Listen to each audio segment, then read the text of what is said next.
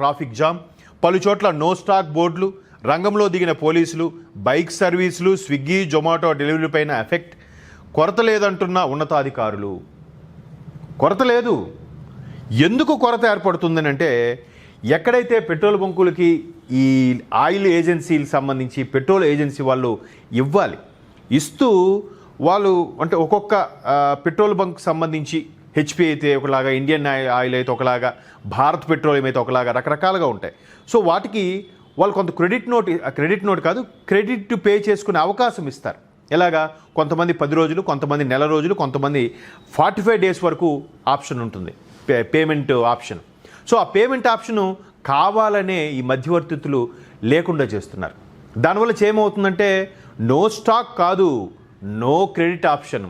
ఇక్కడ క్యాష్ ఇస్తేనే మేము మీకు డెలివరీ చేస్తామంటున్నారంట ఈ ఏజెన్సీలు కానీ, ఈ పెట్రోలియం కంపెనీలు కానీ.